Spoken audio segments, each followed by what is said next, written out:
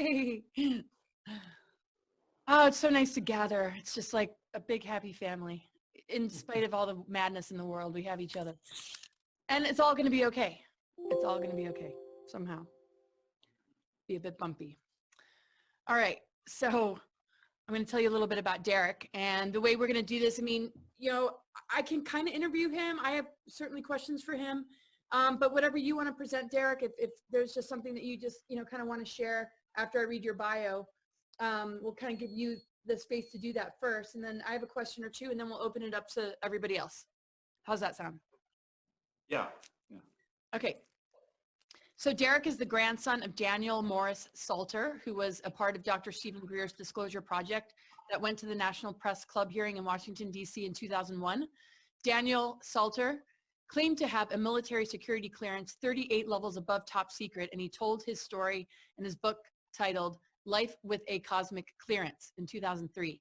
Derek is an engineer that has worked in various industries and traveled to many countries throughout his life and career in the civilian world. Aside from a fairly normal career, he has spent the past 20 years or more of his life trying to search for the truth about his grandfather's involvement in the military and his message regarding UFOs and our human interaction with advanced civilizations throughout our universe, both past and present.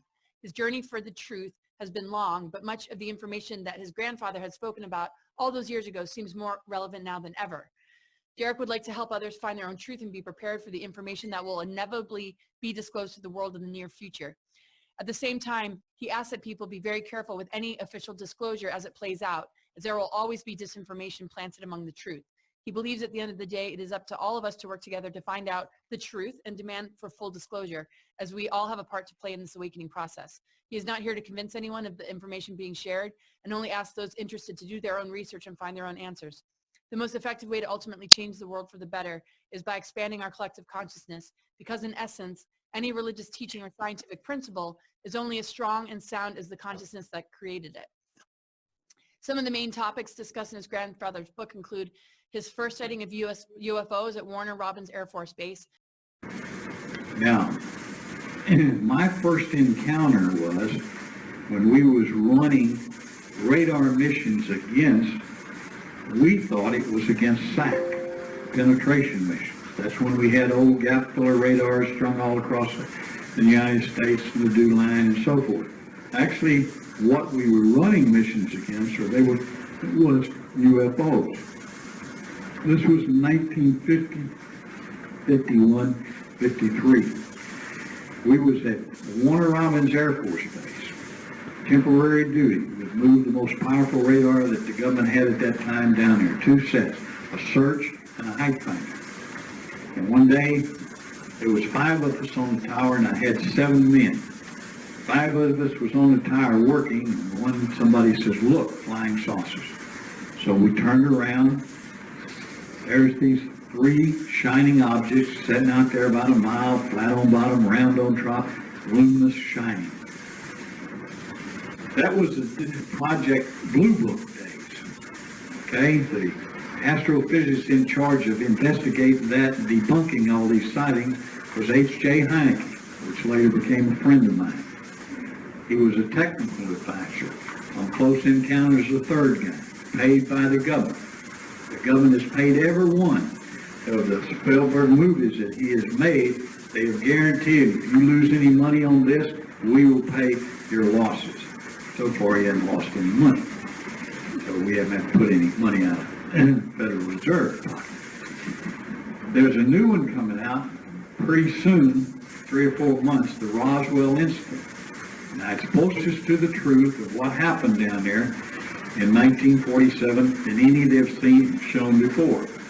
They made him the same guarantee. Heineke won't be directing that one as a scientific director because he's dead. But I advise you, if you're interested in it, go see that movie. There's a couple of personal friends of mine that are going to be portrayed in that movie, and I've talked to them. I said, I want to see if you're a nut, if you're going to be, or you're delusioned, or you're discredited, Air Force pilot, or what. I want to see how they portray you. Now, they are too, they're interested. But they have interviewed them.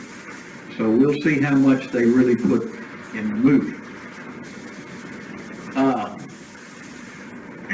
When we saw these three things, if you're familiar with Warner Robins, they would thin about 9,000 GIs and probably about 20,000 civilians that worked on that base. So we were looking at them, we said, well, now what's Heineke going to say about this? And he said, well, it's swamp gas or it's mass hypnosis, all those suggestions, so on and so forth. That's his standard answer. So, okay, none of that paint's on the radar. So let's go down, turn on the radar and see if this is going to paint. So we go down, turn on the radar, and we end up building with French doors all the way along one side so we could open all the doors and see these three ships sitting out there. And we was painting them on the radar. So it was okay, turn on the cameras, take the radar pictures, go outside and take the pictures like we're supposed to do. So we did that. They started moving. Now at that time, the radar rotated 4 times per minute. And when they started moving, they moved out horizontally for a while and went up, and they was off the scope within 4 revolutions. At that time, we deemed that to be about 3,300 miles per hour. We had nothing in the Air Force inventory that would go that fast at that time. We had nothing in the inventory that would set still and hover like that either. So then we say, all right, we're going to report this. And we decided, well, we're not going to report this. You know, you're going to be sent over to psychiatrists. Why you weren't out of the Air Force? And then they keep badgering you, you know, until you say you didn't see nothing and so forth. That was the usual procedure. Or you was threatened if you kept saying you saw something. So we said, you know, all these civilians and all these military, somebody else has seen this. So we're going to see what comes out of the paper. Sure enough. His first sighting of UFOs at Warner Robins Air Force Base, working under Benoit Mandelbrot, which eventually led him working in projects related to UFO technology and particleization. When I was in the Air Force in 1950, I was stationed at Warner Robins Air Force Base. We were there on a secret mission. We were from the Eglin Air Force Base, Air Proving Ground Command in Florida. I don't know if you know it, but Eglin Air Force Base has the largest climatic hangar in the world. Anything that comes out new for the military is tested there.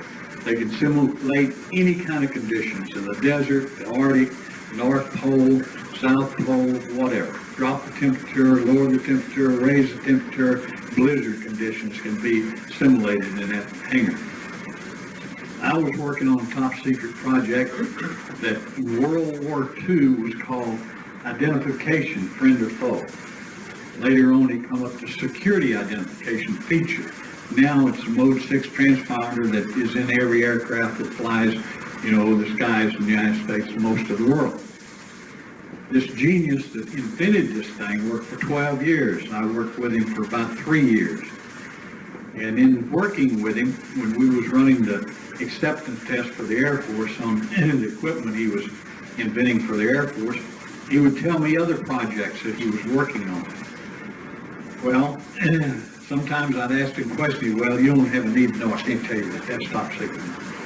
But after a while, he would start telling me things, and I guess he grew to trust me. And then he began to tell me about other projects the Air Force was working on.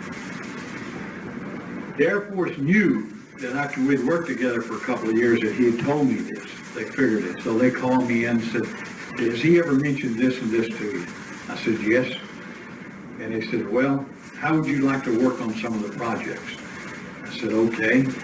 So that started a series of examinations into every feature of my life, my history, and everything else. By medical doctors, psychiatrists, and theologians, and professors of psychiatry, and so forth. So I guess I was accepted along with a few other guys. And we started working on some projects. Mainly, the one I was on was the development, the capture of, the investigation of anti-gravity electromagnetic propulsion systems. Most of you know that as UFOs. But they're not unidentified. They've been identified for over 50 years. And the beings that was on them became, after a while, till about 1953, when General Eisenhower met with them, and everything friendly. But They didn't know what we were going to do. Working under the original Project Blue Book and the debunking of UFOs. We said, you know, all these civilians and all these military, somebody else has seen this. So we're going to see what comes out of the paper. Sure enough, the next day there was hundreds of people that seen these things sitting there and seen them move off.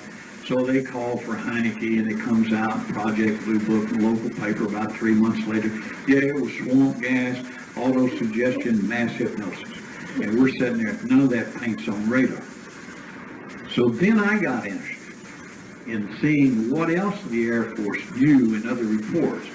Well, I was a Conrad courier that carried the war codes that are sent out by the president. If you ever watch the president, there's a warrant officer by his side all the time. He has the launch codes to all the nuclear vehicles. And it's passed down through the Air Force to men. They're always in control of those codes, and you're armed and you're sworn to shoot the other one if he's going to compromise the codes. So I had a top cryptographic top secret clearance. So I'd go in the center and I'd watch all these messages come in of all incidents where these UFOs were sighted. And I got to learn, hey, there's a lot of this going on. And then other people that had the same type of clearance, I began to discuss, you know, this with them. And about that time when I'd learned this is when the Air Force decided he knows more than he should know. So we either take care of him or we bring him in on the project. And that's when they offered me the opportunity to go to work on secret projects as far as anti-gravity electromagnetic vehicles.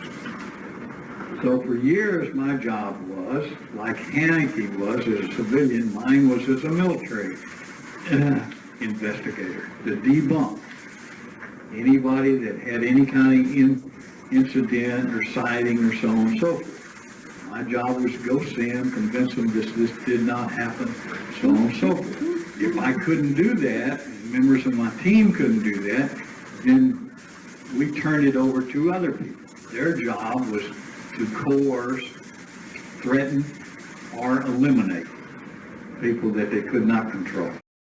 Working under the original Project Blue Book and the debunking of UFOs, many details related to the history of Nazi UFO technology and their esoteric societies, Project Paperclip and other technology transfer programs into black projects. My mission, you might say, is to tell people what I know about anti-gravity electromagnetic propulsion systems. I was in the Air Force for 21 years, and that's where I run into electromagnetic propulsion systems. You think that's something new? The Germans had electromagnetic propulsion systems during World War II. They knew they existed in 1932 because they had some.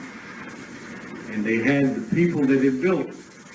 And they learned from them how to build electromagnetic propulsion systems. They recovered 2 ships in Brazil with crews aboard, took them to Germany, and their science started working on them right away. This is no secret. Interested in that. You take the time, you can go research, and I'll mention some books later and some people that maybe you've already discovered in your own research.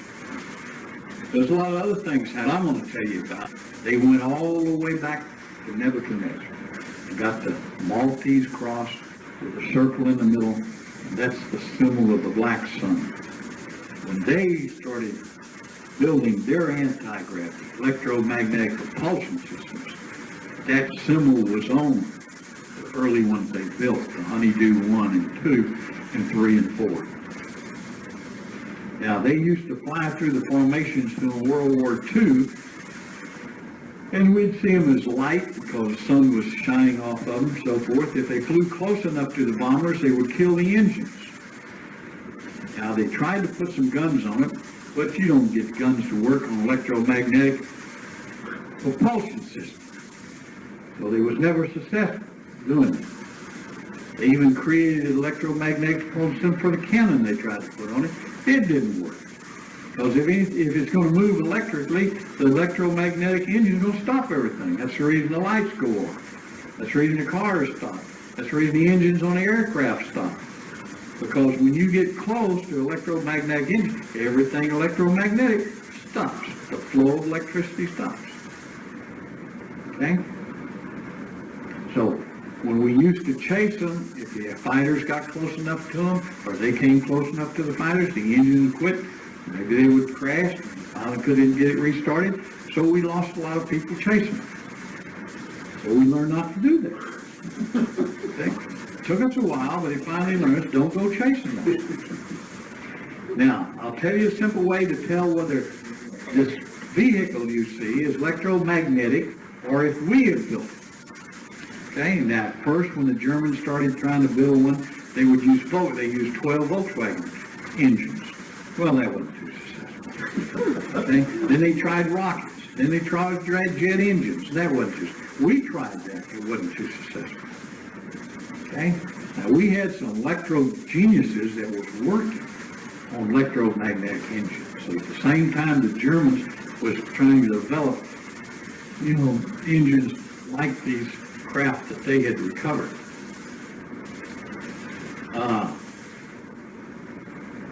Well, if you study, you can find out Townsend Brown, Telstor, men like that, Meyer, Meyer family became multimillionaires in secret because they couldn't say what he was developing. So we got a lot of his laboratory stuff, writings, and so forth. So we were working on that. The Russians was working on that. Germans, they was a little ahead of us on that. That we went in and got all the rocket science, von Braun, so on and so forth. We had another project where we sent the men in to get the engineers on these electromagnetic vehicles. We kept that secret for over 40 years. This word, so on and so forth. They flew a vehicle that would be influenced by our radar in the early days, in the early 40s when we was first inventing radar. And we come to find out that we could interfere with their propulsion systems if they were slow and if they were low. And they got real interesting in what we was doing at White Sands. So we moved a lot of our high power radar into that area. We concentrated on them, and we caused two of them in 1947 to run together. You know that as the Roswell incident. One of them blew up in the air, and all the beings aboard were destroyed. One of them went down, and there were 4 of them aboard. 2 of them were still alive when the Air Force got there. The Army got there, the Army Air Force of those days. One of them died shortly before they could get him anywhere. The other one remained alive for 3 years. We kept him out here in Los Alamos laboratories for those 3 years. There was a doctor, a medical doctor in the military that took care of him those days. At first, we could not confine him. He could just go through the walls. So we had to build a Faraday cage, electromagnetic cage around the building that we held him in. After that, when we could confine him, he began to tell us truth. We think it was the truth. Okay, prior to that, he could tell what the question was, and he already had the answer. He could tell what answer we wanted to hear, and he'd tell us the answer. So until we confined him, we didn't begin to really make any progress of finding out what they were here for and where they were from. When he died, and we don't know why, it was just maybe some that affected his system, which his system was different. They turn everything into liquid, and they don't have a digestive system like we do. And they do not reproduce. They're created, one of the light beings is created for a certain purpose, and sometimes you can destroy them, we can destroy them, we have did that purposely, and sometimes accidentally. They really do not need bodies if they're traveling through space or they're traveling through time. But to manipulate things in a solar system in which they go to, they take on the molecules of that solar system, and they make them a body that they can use and manipulate. The body is of no use to them when they leave here. They leave it behind, or it just dematerializes. They are the workers. The ones that are about 5'5", you've heard this, blonde, pale, so on and so forth, that kind of look like a blonde person that's been in the sun too long. Their skin is like it's exposed to the sun too long and it's kind of reddish. And they come from a different place. And they seem to be in charge, or at least the Greys refer to them for certain decisions, but their missions are separate. And sometimes they cooperate, sometimes they don't. Only when their missions cross do they cooperate. Each have robots, okay? These are not light beings, they're manufactured beings that they can send into dangerous places that they could not withstand, either for their makeup or the bodies they've adapted with while they're here. And these robotic beings, surprisingly, you go back 25 years in, Star Wars, which there's been a purpose behind Star Wars. If you will think, or if you're a Star Wars fan or a Trekkie, you go back, you'll see how many amazing things that was first portrayed on Star Wars that we have nowadays. So we have robotic, almost like a Mr. Dana, okay, that our government uses. You know that. You go into a place, somebody's holed up or in war, you don't want to lose any more lives, you just send one of these robots in. They fly the airplanes like a pumpkin seed, the latest black project that goes 18 times the speed of sound. There's nobody aboard that. There's a robot flying it, a robotic that we have built that flies it. Nobody could stand the G-forces because that is not an anti-gravity vehicle. Okay? Now, if you have an anti-gravity vehicle, you have no G-factor when you're pulling G's, okay? But that airplane, the SR-75 and the Roar, they are not anti-magnetic driven vehicles. The Black Manta is. It's a triangular shaped vehicle, and it has electromagnetic anti-gravity engines. Flies those out of Kirkland. They fly them out of Sector 51 and out of the secret base in Puerto Rico and out of a joint use base with Mexico and the United States and the aliens out of Sonora, down just opposite the Baja Peninsula.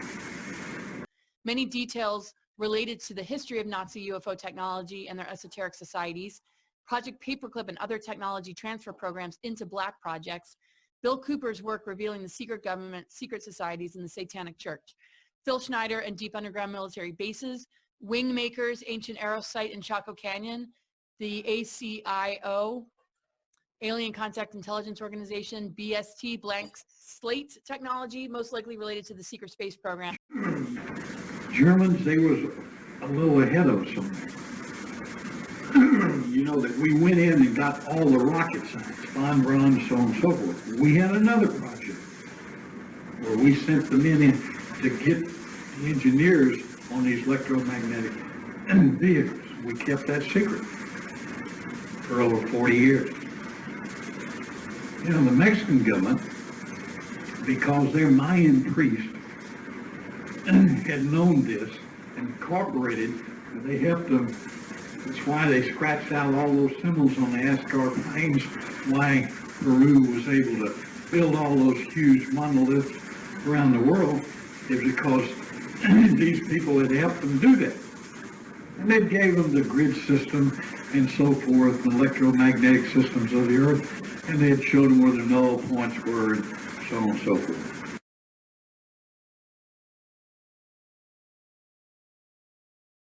Depending on the level of the compartmentalization and the secrecy level, you have to go through a fairly significant background check. It takes between 6 months to a year to get the background checks. And then when you do that, then you generally, if you're in a very tight compartment, then you have to sign a statement that you will not divulge the existence of the project or even answer a question that could divulge the existence of the project. And it's not even on a need-to-know basis. It's on a basis of people being identified specifically to know what you're working on and directly associated with the project. If you have a covert project, the funding would come through a number of government sources, none of which would be identified to the workers. It's just that you sign a contract with the U.S. government and the funding would show up at the right place at the right time. There's a large number of covert projects that go on in the United States that none of us are ever aware of. I mean, I know people today that worked on one of the things that I worked on, that if you asked them, do you recognize this name, they would, even if I can show it to you on the internet, there's some things that have come up recently on the internet where some of the stuff that I was associated with, their names are now on the internet. They would say, no, I have no idea what you're talking about. In their 70s now. But they still absolutely would never admit that they even know what you're talking about. So you don't know. You have no idea. But it's probably larger than you think.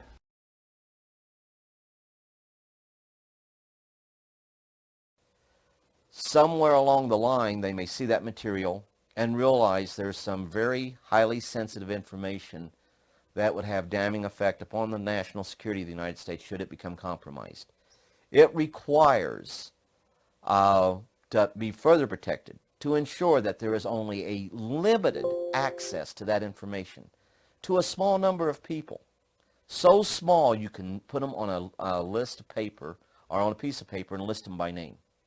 Thus you have the special access programs. The controls that were supposed to be put on the special access programs are not there. When it comes to UFOs, the same criteria applies. The problem we have right now is that event, i.e. the ultimate contact, where there is no longer a question about the reality of other beings in the universe coming here, that event has not taken place. Therefore, but a small nucleus within the intelligence community, numbering less than 100, and I'd suggest less than 50, control all that information.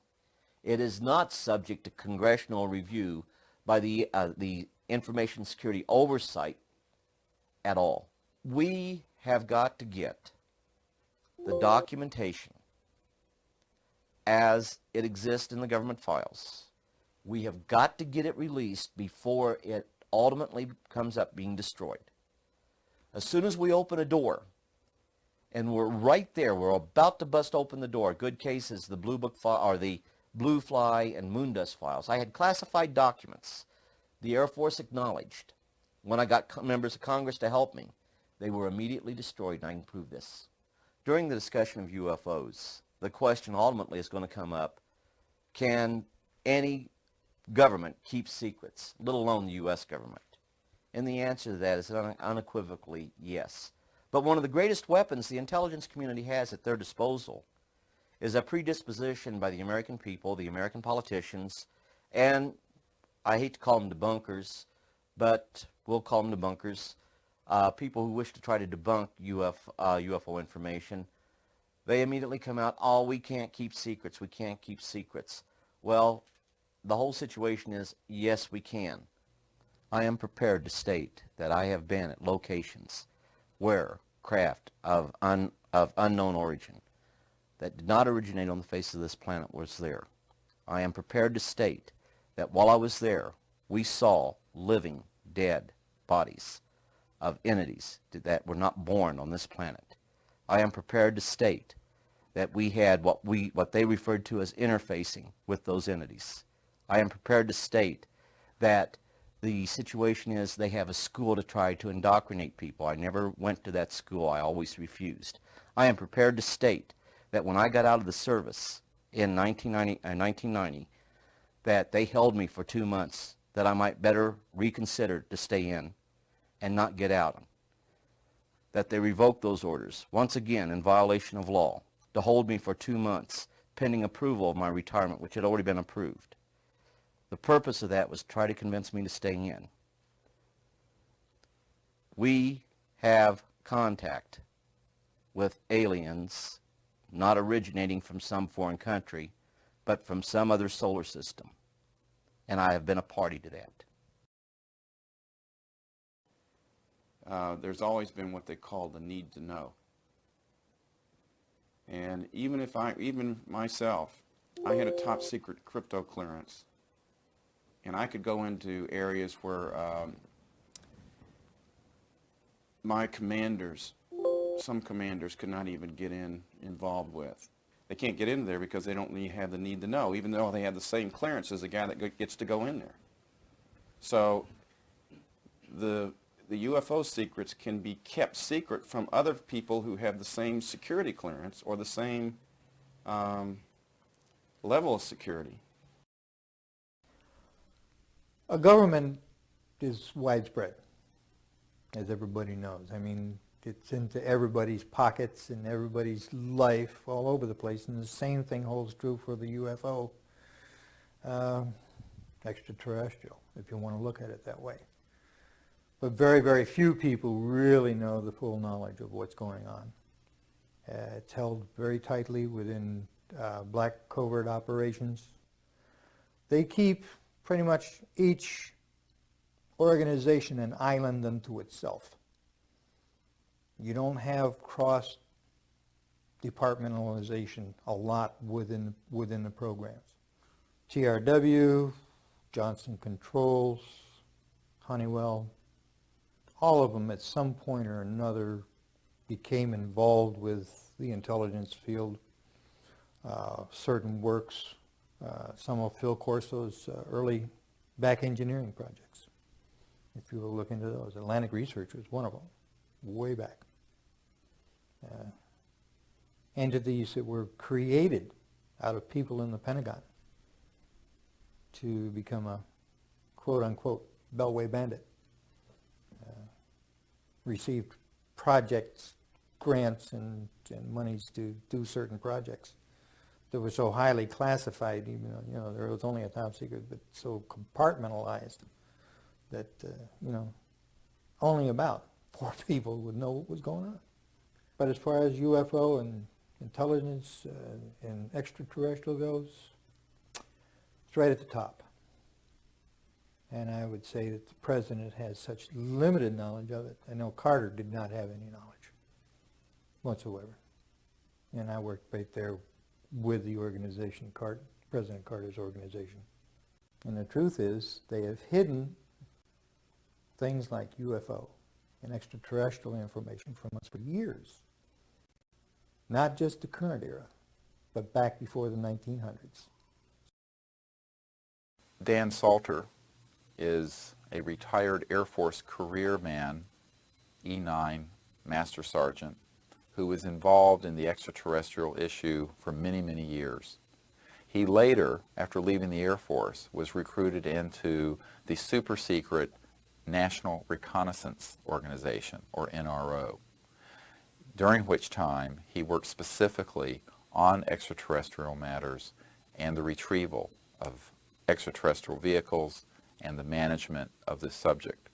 He had a cosmic top secret clearance, top secret cosmic compartmentalization, which he states no U.S. president, to his knowledge, has ever held.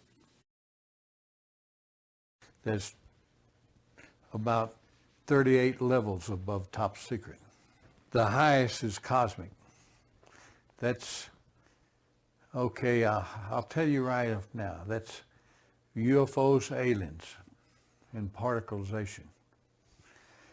Now, like you heard a while ago, there's only probably about 25 people in the world that know things that are known at that level. No president has had that level, has ever been cleared for that level. Eisenhower was the closest. One that did not exist, it was so secret, was the NRO. You couldn't mention NRO, the National Reconnaissance Organization.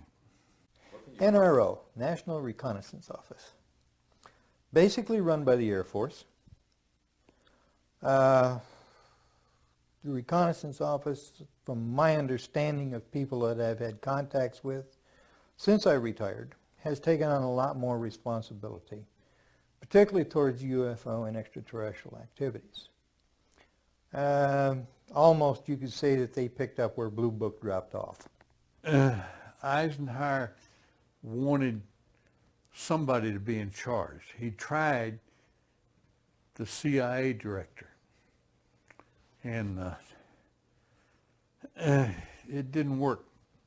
CIA was working primarily for itself. Most of the intelligence directors of the services were working for themselves. So he said, I want it to be independent. I want it to be civilian. I want it to be some of our top scientists. And so it was organized under the name, the NRO. If you're on that level, there's an organization worldwide called ACIO. That's Alien Contact Intelligence Organization. If you pay your dues and you follow the rules, you can benefit, your government is allowed to benefit from that organization's information. The ACIO, Alien Contact Intelligence Organization, BST, blank slate technology, most likely related to the secret space program and the 20 and back programs. The true story of human history, ancient sites, portal technology, and global grid, returning balance to the divine feminine, and most important, the deceptions of disclosure through a false flag alien invasion.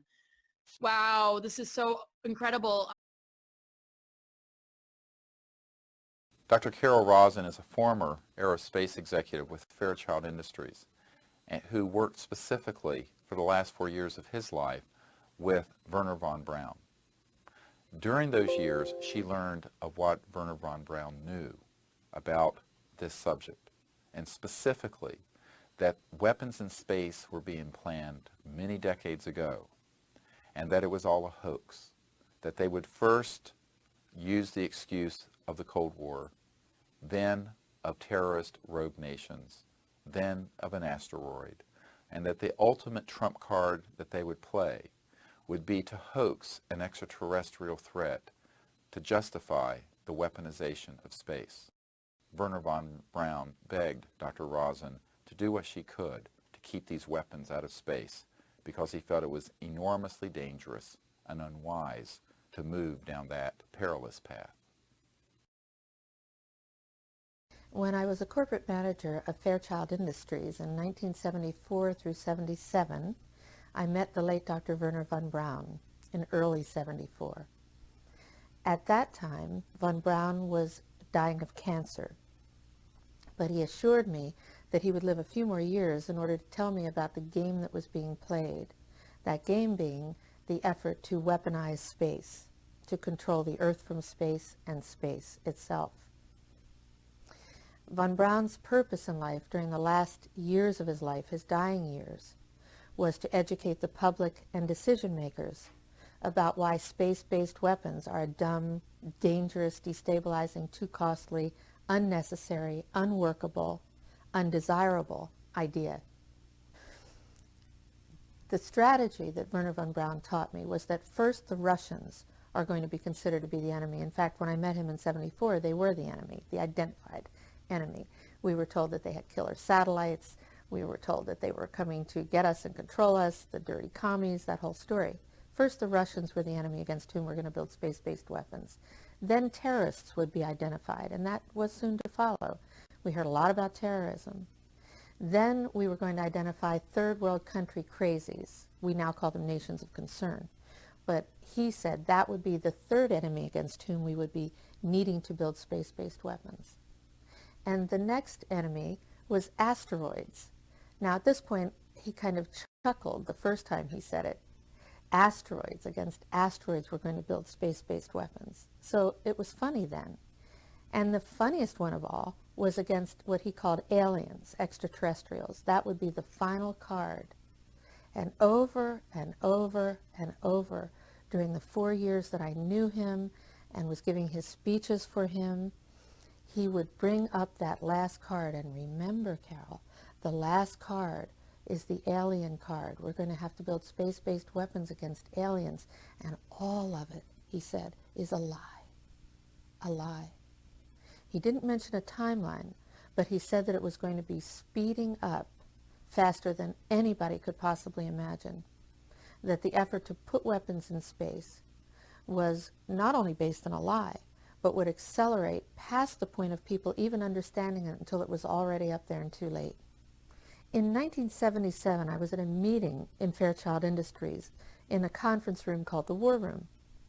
And in that room were a lot of charts on the walls with enemies, identified enemies, names that people had never heard of, names like Saddam Hussein and Gaddafi. But we were talking then about terrorists, the potential terrorists. No one had ever talked about this before. But this was the next stage after the Russians against whom we were going to build space-based weapons, these terrorists. This is 1977. And they were talking about creating a war in the Gulf region when there was $25 billion in the space-based weapons program that yet had not been identified. It wasn't called the Strategic Defense Initiative, at least, until 1983. This weapons system then had obviously been going on for some time that I didn't know anything about. So I stood up in this meeting in 1977 and it said, I'd like to know why we're talking about space-based weapons against these enemies. I'd like to know more about this. Would somebody tell me what this is about? Nobody answered. They went on with this meeting as though I hadn't said anything. I have concluded that it's based on a few people making a lot of money and gaining power. It's about ego. It's not about our essence and who we really are on the planet and loving each other and being at peace and cooperating, using technologies to solve problems and heal people in the planet. It isn't about that. It's about a few people who really are playing an old, dangerous, costly game for their own pocketbooks and power struggle. Now, some would like for us to believe and like to develop the idea that the aliens and people are our enemy now, but that's not true. There's no proof that I have ever read in any official document. Well, if they were hostile, my own knowledge is, and feeling, I don't know about all of them, is that we could have been, with their weaponry as it might be used, it could have destroyed us a long time ago. The ballistic missile defense system is probably a pipe dream in the sense that if what it's designed for is that you know where it's coming from. And when we had Russia, there was a 50-50 chance that you knew about where it would be coming from. With the rogue nations we have today, it's absolutely ludicrous. In the 50s, they built a nuclear warhead that fit inside a Sparrow, AIM-7 Sparrow, which has an 8-inch diameter body. And that was a quarter-kiloton weapon. That'll fit inside any briefcase you can think of. Now, the guy may die carrying it, but he's going to die anyway, so what difference does it make? I'm far more feared of that than if beings can travel in time-space, then anything we would put in orbit as a weapon would be like going against Genghis Khan with a firecracker. Weapons in space is still a big enigma. Black covert operations have always been trying to do something like that. When Star Wars was brought out as an idea, which was before Reagan actually, and incorporated into his administration, it became pretty much a window dressing, as one people would call it, but there was a lot of truth behind what they were trying to do. They knew the basic principle of what they wanted to do. They wanted a weapon system they could put in space that would stop a ballistic missile. That was the concept. Now, if that ballistic missile happened to be coming from another direction other than earthbound, could it do the same thing? Now, if that ballistic missile happened to be coming from another direction other than earthbound, could it do the same thing? Or was it a ballistic missile? You know, concepts were there. Ideas were there. I have concluded that I'm fighting against the clock, that I have but a short time to try to convince people that we are moving in an avenue where we are going to militarize space. As a result of militarizing space, we are going to acquire new technology. We're going to evolve new technology that's going to lead us into interstellar travel. As a direct result, we will become a threat to them unless we spiritually grow also. We put nuclear weapons out in space as a line of defense, and we was ready to blow them up if they started in.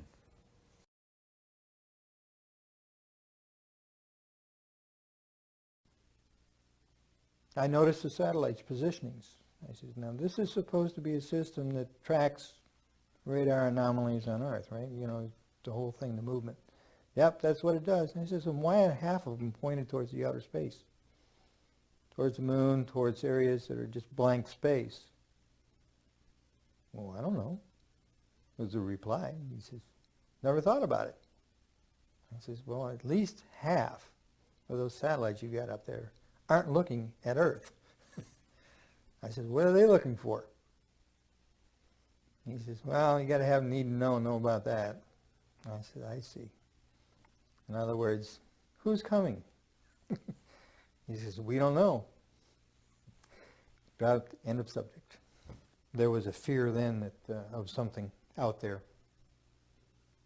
It became a very big concern.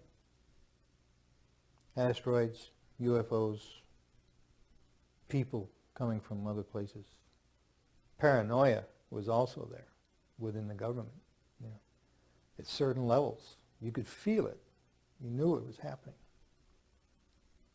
Would they tell the truth about it? I doubt it. So when I hear that there's a possible threat of extraterrestrials, and I look at the history of thousands of years of possible visitations, recorded history, and when I hear now the stories of the disclosures of honest military intelligence industry people who have had experiences with UFOs, with crashes and landings, with live or dead bodies of extraterrestrial beings, people from out in the universes. And if I'm ever told that these are enemies against whom we have to build space-based weapon systems, based on my own personal experience of having worked in the military-industrial complex on weapon systems and military strategy, I'm going to know it's a lie. And most important, the deceptions of disclosure through a false flag alien invasion. Wow, this is so incredible. I know that, let me get some of these others on board. I've got a lot of questions, but yeah, maybe just introduce yourself kind of in your own way. And thank you so much for being here. Yeah, thank you, Laura. It's been quite an interesting journey for me as far as just trying to figure out, put the pieces together for the past 20 years. I think the main thing here for me that was so difficult was being his grandson, and all of our family members really didn't have a clear idea of what he actually knew, and he didn't really speak about any of he had seen a sighting. I remember being 10 years old and about that age when he sat down, me, my brother, and my sister, and said, yeah, I was working radar tower, and this is when I first came in contact with these UFOs. I actually have the original, well, not the original, but a copy of blow up of what he saw. So that's supposedly the UFOs he saw, and he kept copies for his children or his family members and the team that he was with. He said, basically the short of that was that he had to call it in and say, we obviously have contact. And he said, it's Cosmos. And they said, okay, turn everything black. We're going to come. And basically he took all the pictures, but he made sure he had a copy for keeping, and he told his crew to do the same. So that was the first involvement with him. But that's really what I heard as a child. I didn't even know that he was a part of this Disclosure Project, going with Dr. Greer in 2001 to DC. That was another instance where I was about a senior, about to graduate, and my mom was taking him to DC. He stopped by on the way because we lived in Virginia, in central Virginia, and she said, well, I have to take your grandfather up to some event. So that was all I knew. And so it wasn't until later when that came out and it became public that I knew that he was involved with that. So again, it's not like we had all the pieces there and had the validation and confirmation of what he knew. I had to do all the research and, go through his library, all his old books that he collected through the years, and then added to them as I saw where the piece, what kind of correlated and what started to add up. So it was a long journey. He died in 2007. Okay. Right. Okay. And that was the other point I was going to make. So he had a mini stroke by the time he went to DC in 2001. So he was already starting to lose his, cognitive function, his mental capability was starting to go. So that also put even more doubt and questions in our mind as a family, because he started to really talk about it once he started to kind of degrade over time after that. So it was very challenging for us to really make sense of it. Gotcha. Well, I mean, his career, what he's been exposed to spans so much time, and it's just like at the heart of, so much since the Second World War. I mean, it's just like all of it. It seems to include all of it. And but what are your thoughts on Stephen Greer? We talked about this in the Q&A earlier today. I don't know that much about him. He's one of the people that I haven't really gotten to know. He doesn't talk about negative ETs. I don't know, like some people don't feel he's legit. He's been associated with like supporting Hillary Clinton, but I know he's also put out a ton of material. Like what are your thoughts, and maybe what are your grandfather's thoughts about Stephen Greer? I know that through the book that my grandfather actually didn't write the book, but had somebody pretty much transcribe all the information that he was saying at the time. But what he says is it's a clear message, and the Disclosure Project says it, that most of the time when it comes to nuclear bases throughout the U.S. and other places, when we're really about to use these weapons, they come and they say, okay, look, cut it out. Like, we're sending you a clear message. They're not harming us. But yeah, I think in that sense, there's a lot of the testimony from that, from Dr. Greer. All those witnesses have that same type of message and narrative. And I think there's a lot of basis to that. And that's not to say there's not the negative side too, but I think it goes back to they treat us as if we're one organism, one collective. So if we allow, like, certain leaders at certain times say, we're going to make this treaty like supposedly Eisenhower had done, they're going to certain people back then in those days to say, yes, we agree that you can make contact with us and make these agreements. But I think we've done that with the good and the bad. So I think there's that side to it. So there's a lot of levels involved, and it is confusing.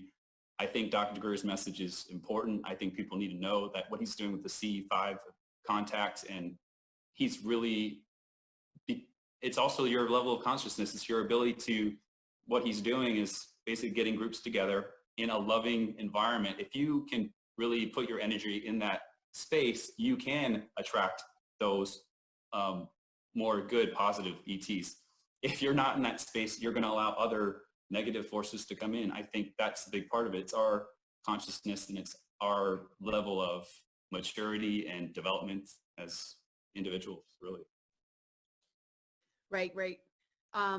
And I don't know, I don't know about his thing with Hillary Clinton, or I didn't, somebody had brought that up earlier today, but you're talking, there's certain disclosures, and that might have been a long time ago. People don't always necessarily know who's who just yet, but he's played, he's been the big heavy hitter when it comes to public disclosure, more than most. It's like, yeah, and I think he's trying to push disclosure out, full disclosure. I think he's going to try to work with whatever president at the time is there and get it out. I don't think he's necessarily trying to do anything evil. yeah, good. For the right reasons. Yeah. Good. That's awesome. And I'm sure, people might have questions about that, but there's so much information you have about your grandfather and his story. When we look at the different types of disclosure, like you said in your bio, we have to be very careful what kind of disclosure we're getting. and you mentioned the fake alien invasion. What can you kind of tell us about all the different types of disclosure? And I mean, we've seen through movies and, you know, different things what the fake alien invasion might look like. And there's been some recent documentaries about that that are great. So it's amazing to see on Amazon, like disclosures, like right there. It's like there's multiple documentaries. This stuff is accessible. People are being interviewed. Yep. But because you have such a wide range of ability to see multiple things in regards to the different types of disclosures we could be getting, what do you want to say about all that? And the only acceptable kind of disclosure that we need to stay aligned with. I mean, I know we all in our own ways kind of feel into our greater missions and purpose, but yeah, just talk to us about the upcoming sort of disclosure. And I think disclosure's already happened to an extent. Of course it's happened. It's been years and years, but now you see it. I mean, you see it, Navy officials and everything coming out. I think it's ATIP. What is it? To the Stars Academy? Yeah. I believe that is something to be wary of. And that whole Tom DeLonge following that, thinking like he's getting all the great intel. That seemed very suspicious to me. I think at the end of the day, the final card, that what von Braun had said, and this is part of the disclosure project, is the fact that they're going to use, you know, they used after the Cold War, they used terrorism, other forms of, you know, terrorism, even asteroids. And then he said the final card would be the alien card. And the fact that, you know, Carol Rosin said, who took after him or took care of him at the end, said, you know, he continually told her that it's all based on a lie. So we really have to be careful because things are speeding up so fast.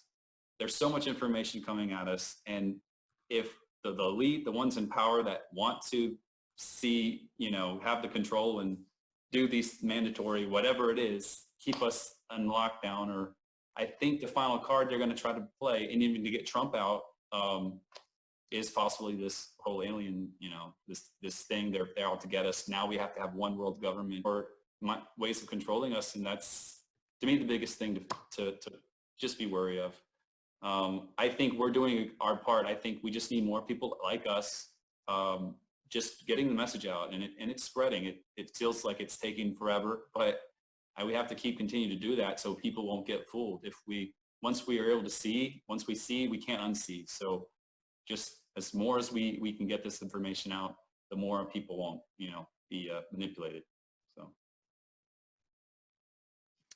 Yeah, I mean, and that's the awakening to me, is the truth frequency. Once we're aligned with truth, you can't be manipulated or played. And with every false flag event, there are so many researchers and people that disseminate it and decode it and help, you know, people to have the option to look at it through a different lens, you know, but you can't free a slave that's holding on to its chains. And that's the problem, is because of the attachment that people have to the falsities when there is an option for them to choose truth. So that almost feels like the bifurcation is that major difference between people. You know, some will fight hard to keep these programmings alive, even at the cost of their own life and DNA. But I think the numbers of the awakened ones are way greater, and we'll see something happen on a global. Yeah, just real quick, all I was going to say was people really have to, I would look at Gaia TV as far as like cosmic disclosure. I mean, that's very powerful. The secret space program, as hard as these things are to believe, and I know you've interviewed Tony Rodriguez and some of these others in this 20 and back programs. We have to realize that this is possible. And ever since the Nazis were able to have that technology, and my granddad said, I mean, just think how far advanced we have become to where we can totally mimic a whole advanced civilization, alien race coming to attack us. Like, we have the ability to do that. It's there. It's that advanced, it's that scary that we could be fooled by our own government doing that. Even in the way the towers fell, right? Yes. I think we're going to also first disclosure as far as what could happen, what these elite want us to believe. And this goes back to the 12th planet, Zachariah Sitchin, all that he talked about. He was I thought he was brilliant. I was like, oh my God, this guy has all the answers. You can tell that he had one narrative. When you look at the story, he knew Sumerians obviously were had the contact from. They had the whole story of where they came, you know, the Anunnaki, everything else. Right. But at the end of the day, I think he was steered to have this narrative, and the elite want to use that narrative once disclosure comes to say, oh, they found, especially the 3 ships in Antarctica, since now the ice is melted, there are 3 ships there, that they're going to say, well, they've been there for a long time, well before us. These are the gods. These are the Anunnaki gods. These are the ones that, and there's an elite bloodline, and only we have the royalty to that bloodline. So now you have to still be under our control. These elite secret societies, those people that think we are the chosen ones to control you, and that's going to be their narrative, I think, as well. So There's a lot of other things happening with your government that they don't tell you, that they're going to have to reveal to you pretty soon, because they've lost control over the nations that they did control through petroleum. One nation is China. One thing your government fears more than anything else is to march 6 billion people in any direction. We learned that in Korea. The Chinese did not ride to Korea in trucks. They marched. Just like in World War II. They moved their factories and their machinery and everything to the mountains to get away from the Japanese, put them all back together and successfully sustain themselves throughout the war. One thing China can do now that it never could do before, that's feed itself. Give whoever you want to credit, but communism brought something to China that no other regime ever did. And that was they were able to feed their own people. And they can feed their people now. So what force do we have to bear against China? None. So that's the reason our government fears China more than they fear any other government. And China don't listen to us. And China don't run on petroleum. They don't need it. They can feed 6 billion people without any internal combustion engine, then that's something the rest of the world hasn't been able to do. We're willing to let, in certain parts of the world, millions of people to die. This is your government policy now. We will accept millions of deaths through starvation. And we won't do no more than is just necessary to keep our position in the world. Now that's all right for the rest of the world now, okay? The light has gone out over Africa. We no longer care about Africa. You will not see any troops, our troops, going to Africa except just for show. We will not go over there and start feeding anybody or showing them how to feed themselves. You'll see that policy come to the public attention before the first of the next century. But you can even look at it today. We go in with a little show of force, just enough to get the world, try to satisfy our people and the people here in this country that, you know, are conscious of the fact that we should do something. And then when that is, so as soon as we kill somebody, we're ready to come home. So we did our part. People still starve. Groups you belong to and everything know a lot more about that than I do. They're masters at doing it. We learned how to do that in Korea. We learned from the Chinese. Okay, brainwashing. It's very simple now. You don't have to do anything. You go get shots. We get more shots than any country in the world. All you have to do is have the right thing put in by any doctor, especially in the military. You got to go all the time. Oh, we're going to do a tetanus shot. Well, maybe it's not a tetanus shot. And maybe you go to your civilian doctor. Well, I'm depressed. You know, I need a shot. Well, maybe you get what you think you're getting, and maybe you don't. In the future, you probably won't get what you think you're getting. Now, I want you to ask yourself, what I've told you so far, is it going to make any difference in your life tomorrow?